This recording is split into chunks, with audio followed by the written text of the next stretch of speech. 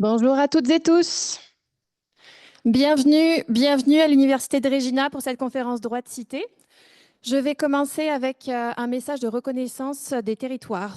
Donc, l'Université de Regina est située sur les territoires des Nehiyawak, des Anishinabek, des Dakota, Lakota, Nakoda et sur la terre ancestrale des Métis. Le campus principal de l'Université de Regina et la cité universitaire francophone se trouvent sur le territoire du traité numéro 4. Bienvenue à toutes et tous, je m'appelle Aurélie, je suis coordonnatrice du Centre canadien de recherche sur les francophonies en milieu minoritaire. Aujourd'hui, nous avons le plaisir d'accueillir la conférence intitulée Marginalisation et inclusion dans le théâtre francophone de l'Ouest et des territoires canadiens, qui est proposée par le docteur Jeffrey Classen. Nous le remercions infiniment d'avoir fait la route depuis Saskatoon pour être avec nous aujourd'hui. Je vais présenter rapidement notre conférencier. Jeffrey Classen est un linguiste formé de l'Université McGill. Depuis 2018, il enseigne des cours de langue et linguistique à l'Université de la Saskatchewan, tout en menant des recherches en linguistique. Plus récemment, il s'est tourné vers l'étude du théâtre pour approfondir les questions de langue et d'identité. Son article de 2022 sur le théâtre de Guy Michaud a remporté le prix Jean-Cléo Godin, qui récompense l'excellence d'un chercheur ainsi que ses travaux dans divers domaines du théâtre au Canada. Il est coordonnateur de la revue littéraire À ciel ouvert, président et cofondateur du collectif d'études partenariales de la France-Asquasie, ainsi que vice-président Nord au comité exécutif de la CFAS Saskatchewan. Merci d'accueillir chaleureusement Jeffrey Classen.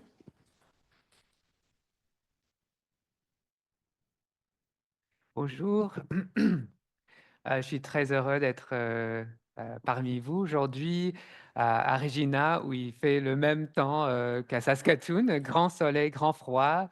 Euh, donc je commence avec de la gratitude envers le territoire sur lequel je vis et je travaille, celui visé par le traité numéro 6, ainsi qu'envers tous les êtres vivants avec lesquels je partage cet espace.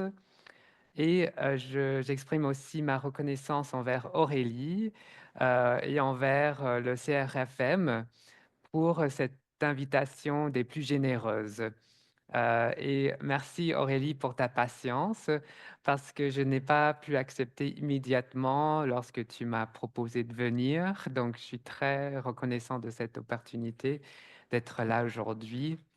Euh, Ce que je présente aujourd'hui est un travail véritablement collectif qui a été rendu possible par un réseau, par une communauté. Euh, je vous attire, et aussi bonjour aux gens sur Zoom, hein, et bienvenue. Je vous attire votre attention à l'image qui est affichée à l'écran. Euh, Cette image a été captée par la photographe Sarah Lamontagne, qui a saisi un moment de désir queer sur la scène du théâtre du Cercle Molière à Winnipeg. Ce moment incarné par l'acteur David Bélizaire. Il s'agit d'une scène de la production de Palucheur, une adaptation de la pièce Jerker de Robert Chesley. Cette œuvre met en scène deux hommes gays qui trouvent l'amour à distance en pleine période de peur et de terreur liée à la pandémie du sida. Et cette production, mise en scène par le dramaturge et metteur en scène Éric Plamondon, s'inscrit dans notre théâtrographie exploratoire sur l'esprit de l'inclusion et l'expression de la marginalité dans le théâtre francophone de l'Ouest canadien et des territoires, à laquelle je reviendrai plus tard. Voici le parcours que nous suivons aujourd'hui. D'abord, je vous présenterai le projet de recherche et l'équipe. Donc, après, je poursuivrai par une analyse du concept de marginalité et de son expression dans le théâtre. Un élément central de ce dossier thématique est une série d'entretiens que nous avons menés avec les figures clés du théâtre franco-ouestien et nordique. Les discours des praticiens, praticiennes de ces communautés tardent encore à se faire entendre, en particulier dans le nord du pays. Donc c'est pourquoi que nous considérons ces entretiens comme une avancée essentielle dans notre compréhension du sujet de recherche, dont je présenterai une synthèse. Les articles de recherche du dossier, qui ont été soumis par d'autres chercheuses, apportent également des perspectives extrêmement précieuses. Donc, je résumerai ces travaux ensuite. Ensuite, après ça, on va parler de cette théâtrographie que nous avons dressée, ce qui présente une collection de productions théâtrales dans les 10 dernières années. Pour conclure, je proposerai une théorie qui vise à définir une véritable inclusion dans le théâtre francophone de l'Ouest et du Nord. Donc, voici mon équipe. Donc, c'est d'abord une collaboration de 4 professeurs de l'Université de la Saskatchewan, que vous voyez en bas, qui a été fondée par nous 4, donc moi-même, Chantal Sénérini, Marie-Diane Clark et Henri Biaé. En 2022, nous avons fondé ce collectif d'études partenariales de la France-Asquasie, qui travaille en collaboration étroite avec la communauté théâtrale en Saskatchewan. Nous organisons des conférences et nous menons des recherches surtout avec la troupe du jour, mais il y a aussi le théâtre Unithéâtre qui est centré à l'Université de la Saskatchewan. Et ce projet, le présent projet de dossier thématique trouve ses origines dans une conférence théâtrale que nous avons organisée en octobre 2022. Et donc, cette conférence a été assez spéciale parce que c'était une conférence universitaire avec des communiqués savants, mais aussi on a sollicité des textes des auteurs de la Saskatchewan qui ont soumis des pièces ou des scènes de pièces sur le thème des identités marginalisées, diversité et esprit d'inclusion dans le théâtre de l'Ouest canadien. Donc, ces créations figurent parmi les productions que nous avons mis dans notre théâtrographie. Ce projet de conférence donc, a mené à des publications de ces textes théâtraux, dans la revue À ciel ouvert, dont je suis coordonnateur. Et les conférences savantes ont mené à ce dossier thématique, mais qui est devenu un projet un peu plus large que juste des actes de conférence. Je vais expliquer ça. Ce dossier thématique va paraître au printemps dans Recherche théâtrale au Canada, qui est édité par University of Toronto Press. J'en assure la codirection avec mon collègue Jérôme Molenson, que vous voyez là, votre collègue aussi de l'Université de Regina, qui s'est joint au projet pour offrir son expertise dans l'étude des communautés francophones en milieu minoritaire. Voilà. Donc, je vais peut-être passer à la prochaine diapositive pour définir le concept de la marginalité dans le théâtre. Donc, on va parler de cet ouvrage de Robert Wallace et son concept de producing marginality, la production de la marginalité. Donc, cet ouvrage, publié en 90, explore les théâtres marginaux du Canada. Donc là, quand on parle du théâtre francophone dans l'Ouest et dans le Nord, on évoque ce concept de théâtre périphérique ou marginal. Et Robert Wallace, son approche décrit le théâtre comme d'abord the most social of the arts, ou le plus social des arts. Donc, ça nous invite en fait à mener un examen assez approfondi de cette forme d'expression artistique sur l'ordre sociologique. Donc, on va développer une théorie socio-informée du théâtre Pour Robert Wallace, la marginalité n'est pas seulement un état subi. On ne subit pas seulement la marginalité. Ce concept est également produit sur scène. Donc, il y a une sorte d'agentivité dedans, parce que dans certains cas, la marginalité peut être appropriée et transformée en outil de résistance esthétique et politique. Le théâtre francophone de l'Ouest canadien et des territoires évolue dans les marges, en marge des grands centres culturels dominants comme Montréal, Ottawa, Toronto, où le pouvoir et le capital culturel, politique et linguistique sont concentrés. Donc, dans le cadre restreint de ce théâtre franco-ouestien et nordique, les relations interpersonnelles sont souvent très étroites et ça donne beaucoup d'importance aux rapports humains dans la pratique théâtrale. Ça rend inévitable une dimension sociale qui est cruciale à notre analyse. Donc, on va citer Pierre Bourdieu ici, qui parle des champs culturels. Les champs culturels sont les domaines culturels, les domaines comme le théâtre, hein, c'est un phénomène sociologique, c'est un réseau d'acteurs sociaux, n'est-ce pas? Et ces champs culturels, comme le théâtre, sont traversés par des rapports de domination. Hein, on peut analyser la domination, l'hégémonie culturelle dans ces champs culturels. Donc, dans ce cadre, ceux qui détiennent le capital culturel imposent les normes, donc les normes de la légitimité esthétique, et je cite, dans un espace géographique socialement hiérarchisé. Donc, le théâtre en zone, en région périphérique, se trouve dans cette hiérarchie géographique.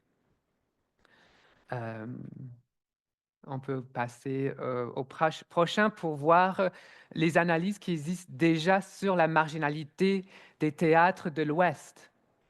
Donc, Louise Ladouceur, la grande chercheure du théâtre, en 2012, nous invitait à investir la marginalité des théâtres de l'Ouest. Donc, elle nous invite à favoriser cette marginalité, de l'examiner dans le cadre d'un dossier thématique antérieur. Donc, on fait un peu écho à son travail avec notre dossier thématique. Lors du développement de son dossier, il n'était pas encore question du Nord. Donc, elle apportait seulement une analyse qui parlait de l'Ouest canadien, mais ce numéro réunissait plusieurs contributions qui mettaient en lumière et célébraient l'hybridité culturelle qu'on voit, qui est propre à ce théâtre minoritaire.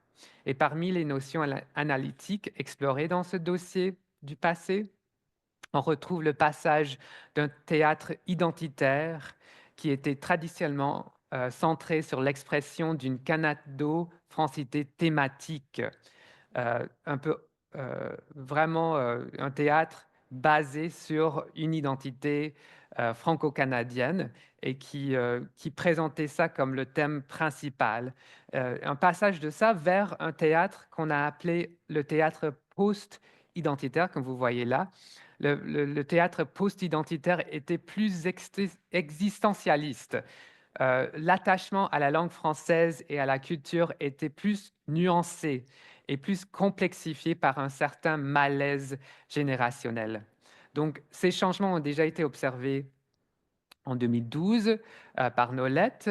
Par ailleurs, on a aussi décrit l'hétérolinguisme qui est présent dans certaines œuvres de théâtre franco-ouestien. Donc, le jeu de langue qui a été exploré par Nicole Côté en 2012 et qui seront approfondis plus tard dans l'ouvrage de Nicole Nolette en 2015. Donc, l'hétérolinguisme qui remet en question à la fois la simplification réductrice de la francophonie minoritaire et les dualismes linguistiques rigides.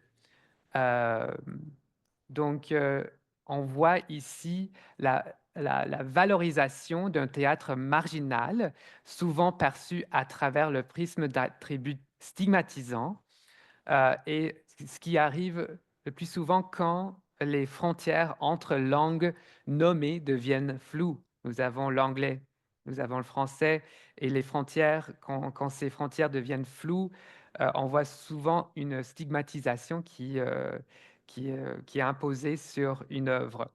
Mais beaucoup du théâtre françaiscois, le théâtre franco-albertain, du théâtre de l'Ouest canadien en français, euh, en fait, chercher vraiment à flouter ces frontières parce que l'identité franco-canadienne qui était un peu en déconstruction euh, s- euh, donnait place à une nouvelle identité ou une post-identité, une hybridité anglais-français où on mélangeait beaucoup d'éléments linguistiques dans les textes théâtraux.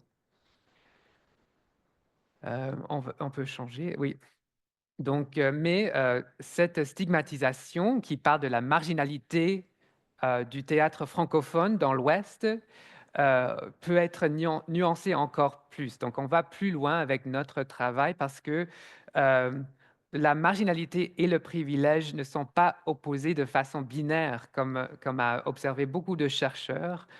Euh, les communautés francophones aujourd'hui sont confrontées à une vérité observée par Toril Moy, à savoir que what is perceived as marginal at any time depends on the position one occupies. Je traduis ici ce qui est perçu comme marginal à un moment donné dépend de la position que l'on occupe. Euh, donc ici, on doit se tourner vers une approche intersectionnelle développée à partir des réflexions sur le pouvoir et le privilège, qui nous permet alors de dépasser la perception toute relative de la marginalité pour ouvrir une voie à une agentivité transformatrice.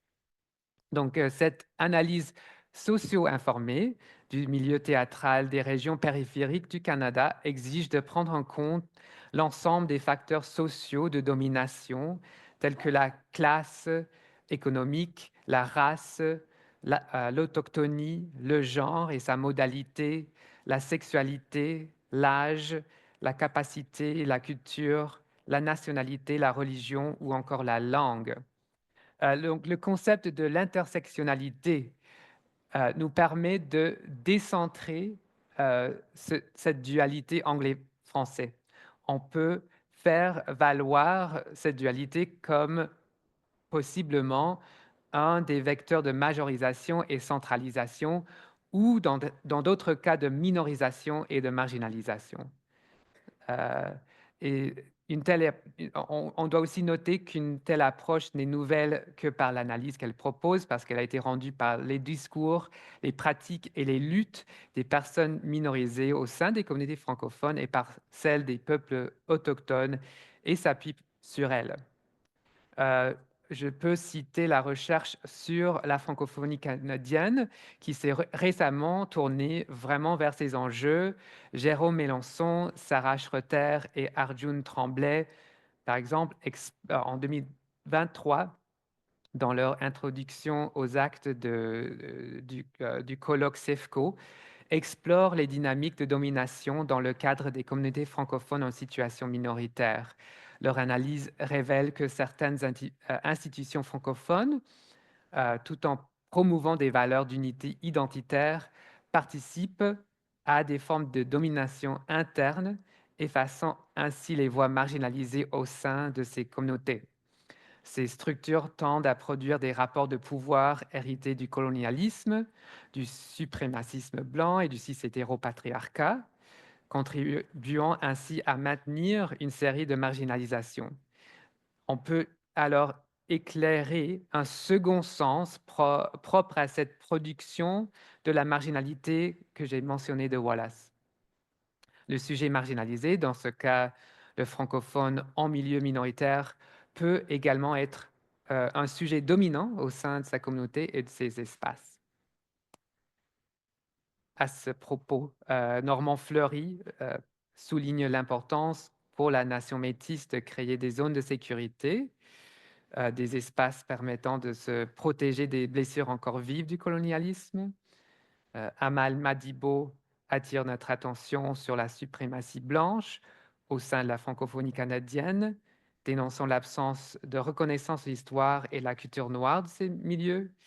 Et Alexandre Baril met en lumière l'exclusion des personnes trans au sein des communautés francophones, exposant une autre facette des oppressions qui traversent ces espaces. Donc, ces analyses mettent en évidence un fait troublant, que la francophonie en tant que projet collectif n'échappe aucunement aux multiples dynamiques de pouvoir et de marginalisation qui se reproduisent en son sein. Donc, c'est un peu cette approche qui a mené notre travail et aussi dans dans l'appel à contribution quand nous avons sollicité des articles, nous avons vraiment voulu des travaux qui prenaient euh, cette loupe sur la société francophone et sur les théâtres. En même temps, euh, on travaille avec les artistes du théâtre. Donc, ce travail n'est pas censé vraiment euh, euh, détruire ces relations que nous avons avec les théâtres francophones. Donc, quand on apporte cet œil critique, ce regard critique sur le théâtre, par exemple, c'est aussi pour valoriser l'inclusion qui peut aussi se créer en son sein. Et donc, c'est cette inclusion sur laquelle je vais mettre l'accent à la fin de cette présentation. Ce qu'on avait vraiment, ce qu'on a découvert de nouveau euh, chez les œuvres, chez les productions euh, de la francophonie minoritaire. Ce dossier thématique est spécial, donc j'ai expliqué ce fait que ça va au-delà d'actes de colloque parce que nous avons toute une section du dossier qui inclut des entretiens.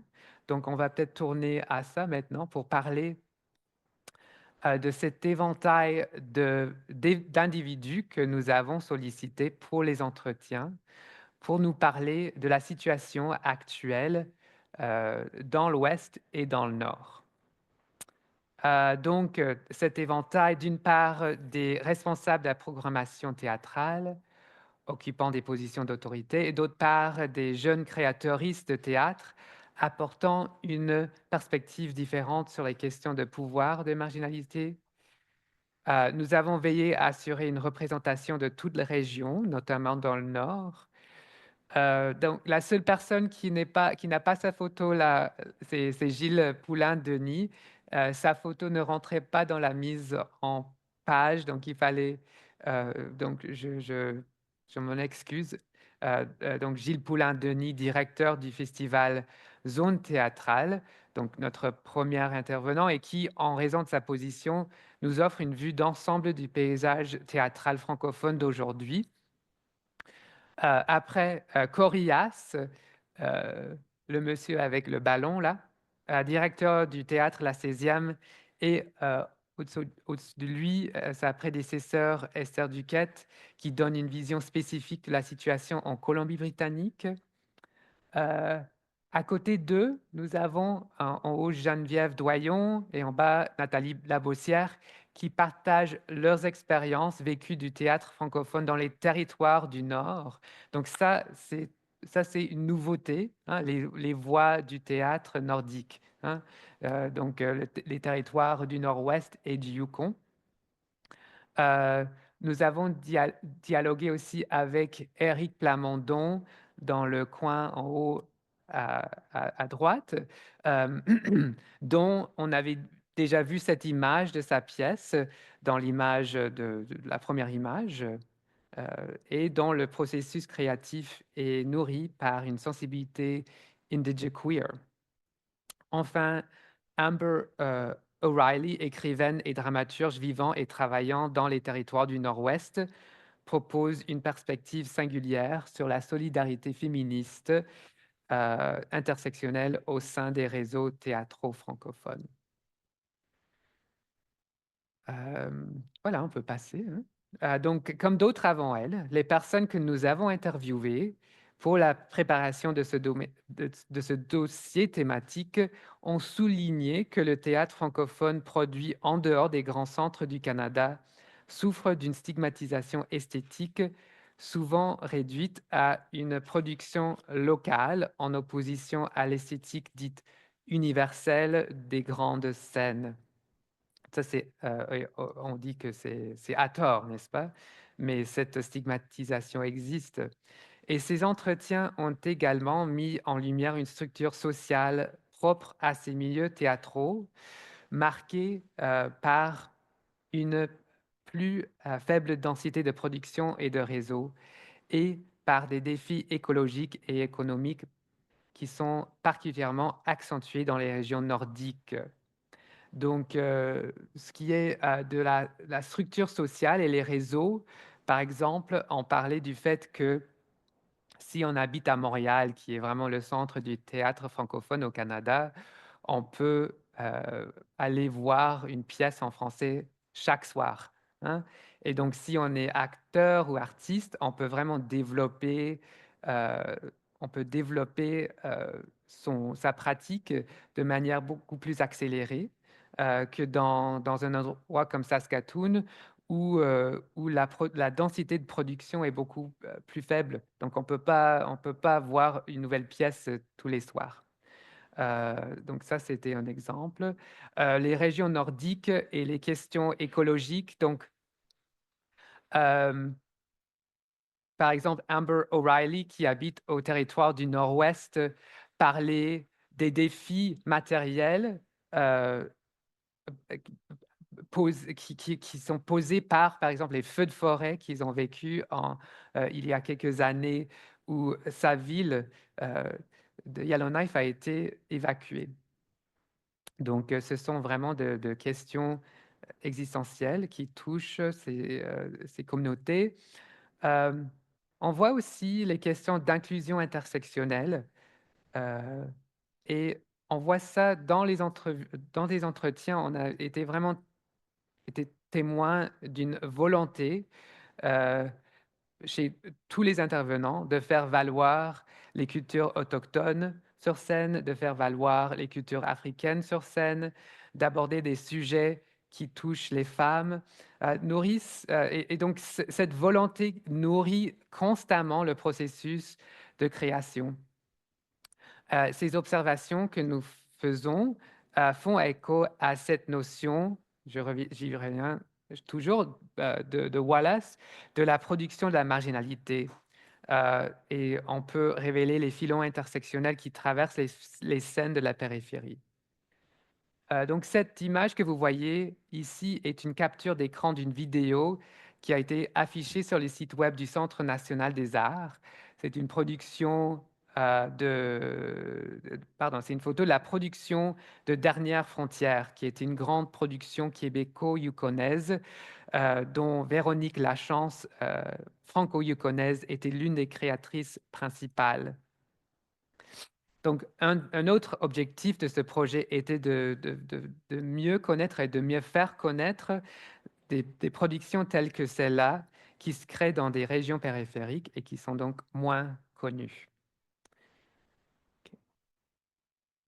Alors, dans les prochaines diapositives, je vais présenter certaines citations que je tire de ces entretiens pour vous donner plus de détails sur ce qui a été dit.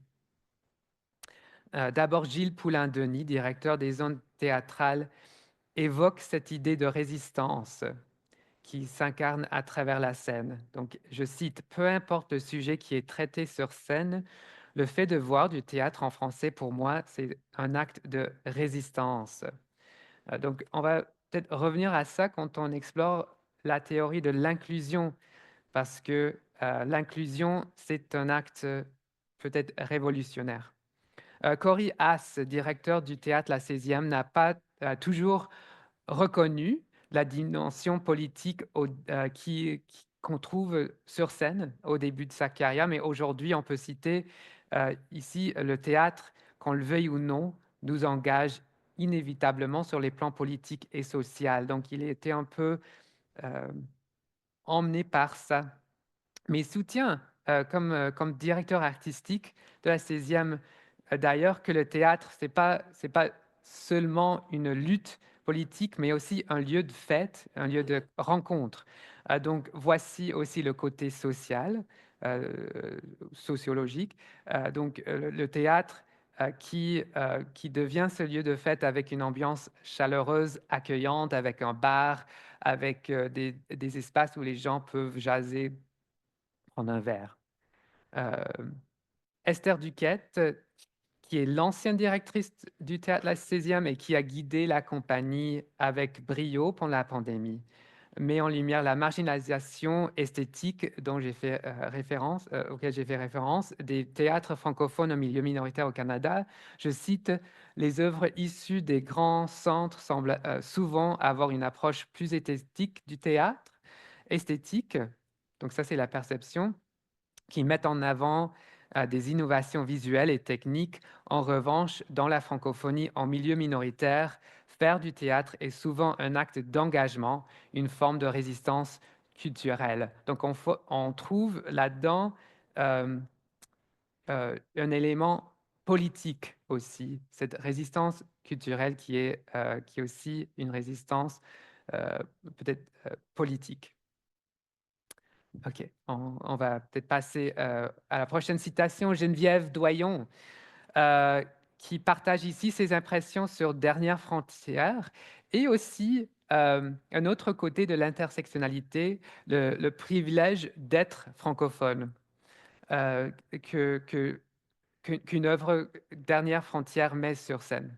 Donc la marginalité, le privilège, comme je dis, c'est toujours en constante évolution, c'est toujours assez relatif, hein.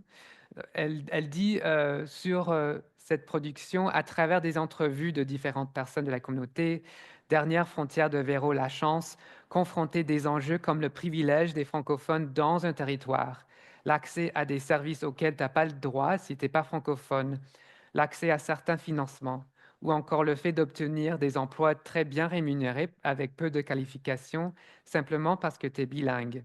Tout ça, ça fait vraiment partie de la réalité et des avantages d'être francophone, dont je suis très reconnaissante, mais je pense que c'était vraiment intéressant de voir cela mis en scène. Et pour la première fois, c'était une production franco-yukonaise québécoise.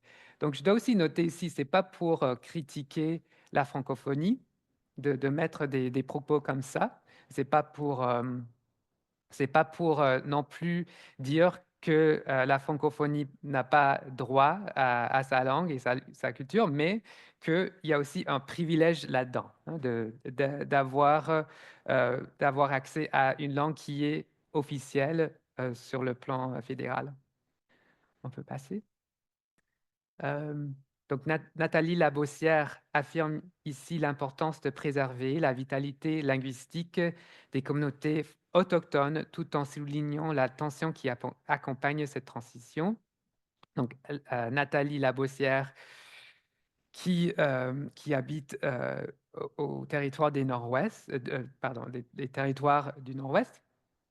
Il y a aussi le fait qu'on est dans une période de notre histoire, je cite, où les langues autochtones doivent prendre plus de place. Donc, il faut négocier avec ça aussi dans le Nord, avec raison, notamment comme artiste. Donc, une négociation qui se fait dans le milieu artistique. Personnellement, je ne suis pas autochtone, donc je ne peux pas me permettre de raconter les histoires du Nord. Quand je suis arrivé ici, c'était peut-être différent, mais cela a beaucoup changé en 10 ans. Aujourd'hui, il faut laisser de la place à l'autochtonie. Il y a une tension quand même qui existe là, qui ne se manifeste pas de la même manière dans la communauté anglophone, hein. Donc, elle identifie quand même une tension intéressante et qui est peut-être liée à à la théorie que nous avons développée sur l'intersectionnalité encore. OK? Plamondon, Éric Plamondon, il parle de cette pièce Paluscher. Et il tisse ici des liens improbables entre l'histoire du sida à San Francisco et la bispiritualité enracinée dans le territoire autochtone des eaux boueuses. Il parle de la production Paluscher qui était une pièce, je cite, où ces deux hommes qui se retrouvent à San Francisco en 85 se font valoir sur scène à Saint-Boniface pendant 1 heure et demie. La production était fortement influencée par un processus autochtone propre au territoire des eaux boueuses. Je l'ai intégré en conversation avec une aînée d'une façon qui n'était pas mentionnée dans le programme. Il n'y avait pas de tambour sur scène, mais j'ai ancré la pièce en collaboration avec une aînée bispirituelle qui nous a accompagnés tout au long du processus de différentes façons. Donc là, cette incorporation de l'autochtonie n'était pas visible sur scène, euh, pas nécessairement, mais guider quand même le processus de création tout au long euh, de la procédure d'Éric Plamondon. Enfin, on a Amber O'Reilly, qui, elle, a pris conscience de l'importance du féminisme dans son travail lors de la création de son recueil de poésie Boussole franche et qui s'attarde aujourd'hui à développer une solidarité entre les personnes confrontées à la violence du cis-hétéropatriarcat. Elle s'interroge sur le rôle du public et sa zone de confort dans la réception des œuvres théâtrales et littéraires. Elle se demande: est-ce que ce que j'écris va trop loin pour le public du cercle Molière, mais pas assez pour celui du Québec? Les questions féministes que j'aborde, notamment, ne trouvent pas la même résonance dans l'Ouest qu'au Québec, où la Révolution tranquille a marqué un contexte historique de remise en question des rôles de genre beaucoup plus avancés. Euh, voilà, donc tout ça, ça si on voulait faire une petite synthèse de ces propos que je viens de présenter, c'est que la question de l'intersectionnalité est vraiment intégrée à chaque étape de création pour tous ces intervenants. C'est quelque chose qui est constamment à l'esprit. Notre travail veut aussi investir les lieux théâtraux qui existent dans les régions qui sont visées. Et pardon.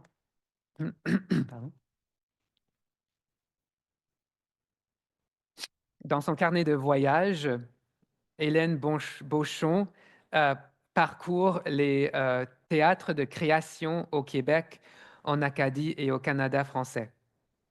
Et elle souligne l'importance symbolique et matérielle des espaces culturels que constituent les théâtres physiques en francophonie de l'Ouest.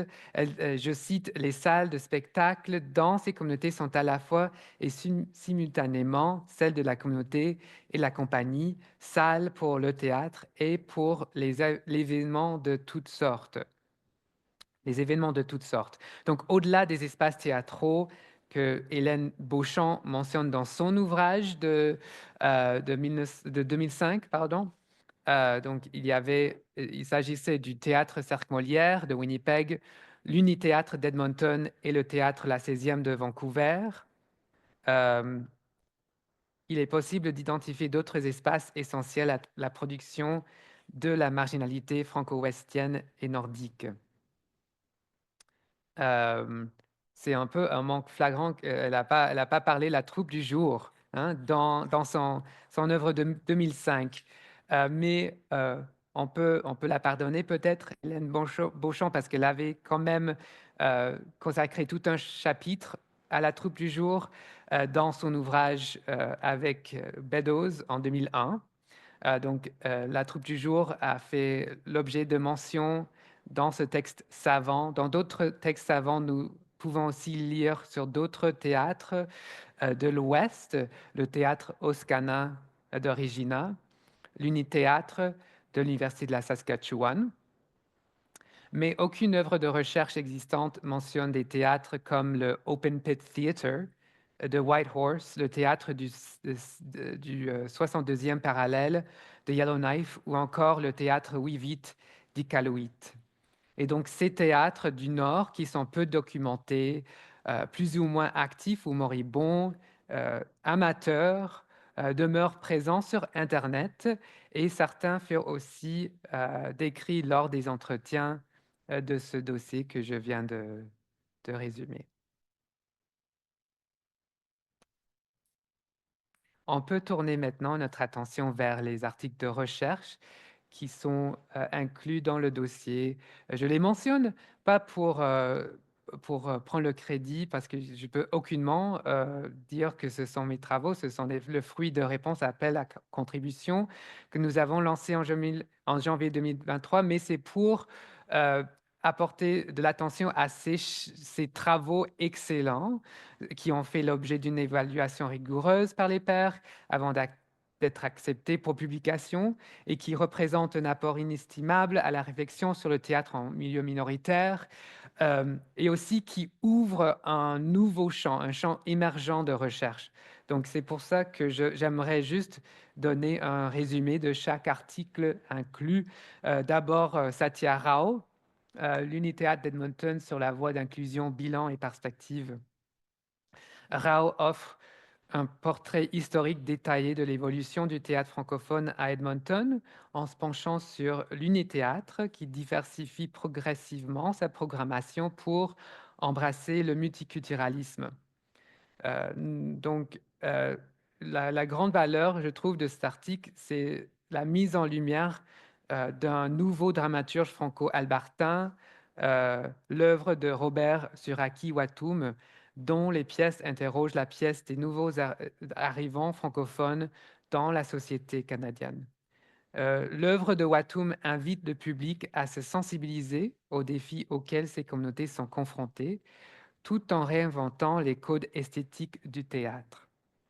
Et par son approche, Watum propose une dramaturgie engagée, une dramaturgie qui dépasse les méthodes traditionnelles individualistes de création, qui invite une communauté vraiment à contribuer à la création. Et cette dramaturgie est à la fois ancrée dans la réalité des marges et tournée vers une esthétique novatrice. Henri Biaé s'intéresse, quant à lui, à l'évolution des théâtres francescois, qui intègrent de plus en plus des éléments issus de diverses cultures africaines dans sa dramaturgie et ses mises en scène.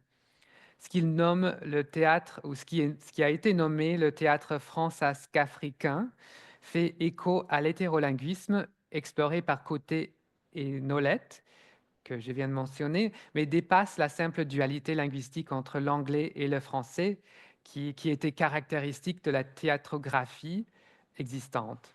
L'incorporation et la réappropriation des langues africaines et d'autres éléments culturels par des artistes issus de culture africaine dans le théâtre francescois relève d'une démarche à la fois esthétique et éthique ou sociopolitique. Selon Biaé, cette approche propose une nouvelle vision inclusive de la francescoisie fondée sur un art du vivre ensemble qui transcende le schéma binaire d'opposition entre un eux et un nous.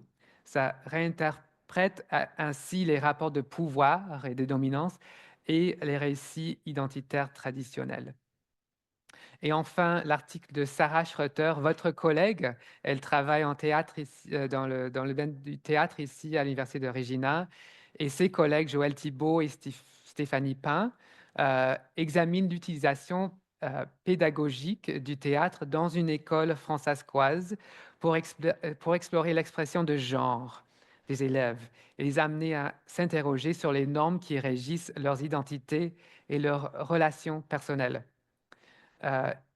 Donc, lors d'une intervention dramatique, les chercheuses ont observé dans cet article des manifestations flagrantes de contrôle de genre. exprimés à travers des actes d'intimidation agressive récréés dans le cadre d'un jeu dramatique. Donc, c'était pas si grave que ça. Enfin, c'est grave, mais c'était un jeu, n'est-ce pas? C'était un jeu dramatique, mais il recréait ces actes d'intimidation, euh, peut-être de manière cathartique même, de manière presque thérapeutique, mais on voit ici, c'est vraiment intéressant la manière dont les auteurs explorent ce jeu dramatique. Avec les élèves de l'école, ils ont, dans leur méthodologie, ils ont apporté un texte qui abordait la transgression des normes genrées, et les enfants ont reproduit de cette manière cathartique et ludique, mais quand même l'idéologie normative qui est profondément enracinée dans le contexte françaiscois. Donc, tout en traitant de questions pédagogiques, cet article mettait en lumière l'impact du théâtre sur la conception de soi au sein de la communauté françaiscoise, où certaines attitudes envers le genre restent dominantes. Il rappelle également que la francophonie minoritaire n'échappe pas aux dynamiques plus larges de la société, qu'on trouve dans la société plus large. C'est un reflet de ça. C'est en ligne avec cette analyse intersectionnelle que nous avons présentée. Donc, en somme, ces trois contributions révèlent un théâtre francophone qui est en constante mutation, qui est vraiment euh, qui fait vraiment preuve d'une grande vitalité, une grande diversité, traversée par certains enjeux identitaires, linguistiques, esthétiques, témoigne de la richesse et la diversité des pratiques théâtrales. Et peut-être qu'on peut aussi dire que ces théâtres sont loin d'être marginaux, parce que ils constituent des espaces essentiels de réflexion, d'exploration, de contestation, de résistance. Euh, enfin, dans notre travail, nous avons voulu offrir un aperçu du théâtre existant. Alors, en parlant avec les intervenants que je vous ai présentés, en explorant aussi les articles, les œuvres mentionnées dans les articles, et aussi en incluant les œuvres théâtrales qui ont été produites sur scène lors de notre colloque du CEPF. On a dressé une liste de 30 pièces produites entre 2015 et 2025, réparties comme vous voyez, donc 5 en Alberta, 7 en Colombie-Britannique, 5 au Manitoba, 11 en Saskatchewan, une au Yukon et une production pan-canadienne. Mais il ne faut pas vraiment tirer des conclusions sur ces chiffres. Donc, 11, la Saskatchewan, c'est peut-être parce que nous sommes situés en Saskatchewan, donc nous connaissons plus de... Enfin, c'est là où notre recherche est vraiment centrée. Mais donc, on peut pas vraiment retirer des conclusions sur l'inclusivité d'autres théâtres. C'est pas non plus un concours non plus. Euh, et, et aussi, la méthodologie que nous avons utilisée était pas exhaustive ni scientifique. Donc c'est ça la limitation que je voulais juste mettre en lumière. Mais ces œuvres, ici, donc je crois que j'ai expliqué que ces œuvres ont été mentionnées par les personnes interviewées, euh, et puis ce sont des pièces qui évoquent ou incarnent les thèmes de la marginalisation et de l'inclusion. Euh, donc ça constitue une première reconnaissance de la diversité théâtrale, illustrant la marginalité assumée en francophonie minoritaire, vue par ses lunettes intersectionnelles. Et il comprend de grandes productions perfectionnées par une équipe nombreuse, telle que The Wild West Show de Gabriel Dumont, qui a été produite par une grande liste de compagnies canadiennes, le Théâtre français du CNA, Nouveau Théâtre expérimental, le Cercle Molière et la Troupe du Jour. Une autre grande production à Saskatoon, c'était Lear, qui était produite par 3 compagnies, Never Never Shakespeare, Gordon Tootoosis Naganoan Theatre et la Troupe du Jour. Mais notre théâtrographie inclut aussi des productions plus petites, moins dotées de ressources, des lectures sur scène, par exemple, comme celles qui ont été présentées lors de notre colloque, et aussi celles diffusées par l'Unithéâtre d'Edmonton en ligne pendant la pandémie. Je fais référence ici à Métis Mott et Rocco and Nakota, des pièces autochtones traduites en français et présentées sur Zoom par cette compagnie albertaine. L'intégralité de cette théâtrographie paraîtra dans l'introduction du dossier thématique au printemps. Alors, dans tout ce travail, j'ai parlé de la marginalisation. J'aimerais maintenant parler de ce qu'on a appris sur l'inclusion à travers ce travail pour essayer de définir une, une inclusion authentique. Parce que souvent, quand on parle d'inclusion, la grande critique est que l'inclusion peut être une fausse inclusion ou de manière, une inclusion superficielle. Donc, qu'est-ce qu'une inclusion authentique? Euh, on peut d'abord peut-être citer Pierre Bourdieu encore, parce que lui, il parlait du théâtre euh, de manière très valorisante, en fait. Il parlait d'abord, si on parle d'inclusion, on va peut-être devoir explorer cette intersection que j'ai mentionnée avec Wallace aussi, cette intersection de l'esthétique et de l'éthique, ou de la sociopolitique peut-être. Ce sont 2 sphères que Bourdieu avait dit d'être souvent perçues comme étant en tension, l'esthétique contre l'éthique. Selon lui, c'est parce que l'art a historiquement cherché à transgresser les normes établies, adoptant une posture critique envers les valeurs conservatrices de la bourgeoisie. Donc Bourdieu trouvait que cet art de vivre anti-bourgeois, en fait, trouvait son expression la plus marquée dans le théâtre, où le fait de vivre et d'agir avec son corps dans l'espace physique devenait un acte révolutionnaire. Donc voici notre première piste, c'est Bourdieu. Mais on va peut-être, je voudrais aussi parler ou identifier d'abord ou bien proposer 2 formes d'inclusion qui sont inauthentiques. Et ces formes sont souvent imposées de manière descendante. La première, on peut nommer l'inclusion moralisatrice. Donc celle-ci est présentée comme une tentative de corriger les injustices sociales par la représentation, mais qui risque de sombrer dans un paternalisme condescendant ou didactique et qui ne remet jamais en question les normes esthétiques du théâtre. De l'autre côté, on peut parler aussi de l'inclusion intéressée, qui est motivée par les considérations économiques. Celle-ci transforme l'inclusivité en une stratégie de rentabilité sans pour autant interroger les structures de pouvoir sous-jacentes. Et puis, dans notre exploration, parce qu'il y a beaucoup de mentions au Canada à des scandales liés aux œuvres slaves et kannata, n'est-ce pas? Et donc, avec ces scandales, on peut, dans la littérature, trouver la notion de ce que Brunette appelle la fragilité artistique. Donc ça, c'est une autre situation.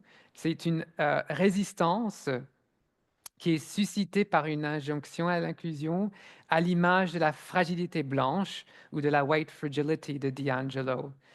Donc, Brunette, dans son concept de fragilité artistique, identifie une réaction défensive face aux appels au changement.